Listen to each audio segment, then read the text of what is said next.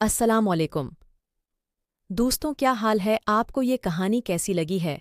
Comments में ज़रूर बताएं और कहानी एंजॉय करें। क्योंकि मैं उस वक्त नौकरी की तलाश में मारा फिर रहा था, अबू की अचानक की मौत के बाद से पूरे घर की जिम्मेदारी मुझ पर आन पड़ी थी।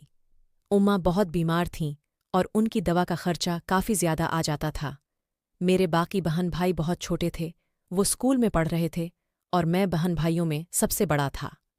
मेरी तालीम एफ.ए. तक मेरा आगे पढ़ने का इरादा था, मगर अबू की अचानक की मौत ने मेरे सारे ख्वाबों को चकनाचौर कर दिया था और मैं न चाहते हुए भी अपनी इस ख्वाहिश को दिल में दबाने पर मजबूर हो गया था। जानता था कि अब मैं घर में सबसे बड़ा हूँ और सारी जिम्मेदारियां मुझ पर हैं।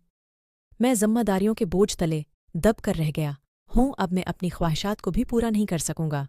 और फिर मैं मजदूरी करने लगा था। सख्त गर्मी और तपती हुई धूप में एंटी रेट बजरी उठाना कोई आसान काम नहीं था।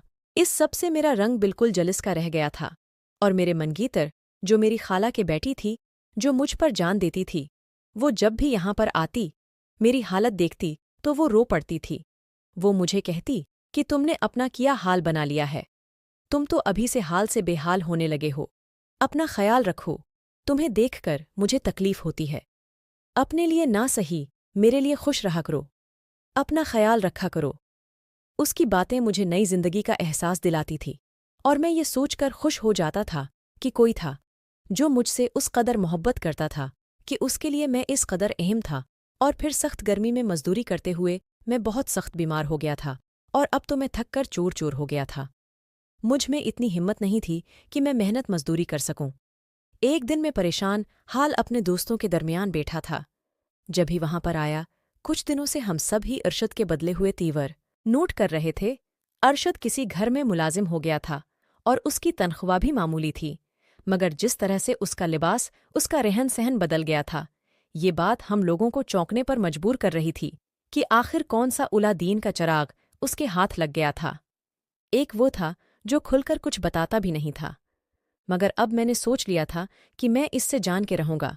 और जब वो अकेला हुआ तो मैंने इससे बात की, चूँकि मैं बहुत ही ज्यादा परेशान था। घर में अब तो फाकों की नौबत आ गई थी और ऐसे में अगर मैं भी हाथ पे हाथ रख के बैठ जाता तो हम सब भूखे मर जाते।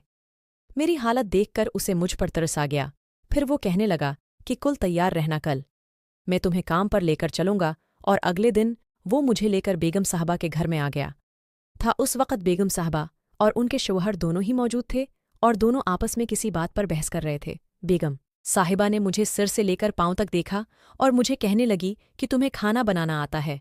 उनकी बात सुनकर मैं हैरान रह गया था।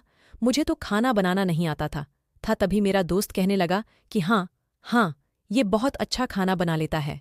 ये सुनकर मैं परेशान हो गया था कि अब मैं क्या करूँगा। और फिर दोस्त के बताए हुए मशूरे पर अमल करते हुए मैंने खाना बनाया तो इन लोगों को बहुत पसंद आया था। अब मैंने अपने दोस्त से कहा, नजरीन, अगर आप लोग ये कहानी मज़ीद आगे सुनना चाहते हैं तो मेरे चैनल को सब्सक्राइब कर लें ताकि आपको ये कहानी मज़ीद सुनने को मिल सके।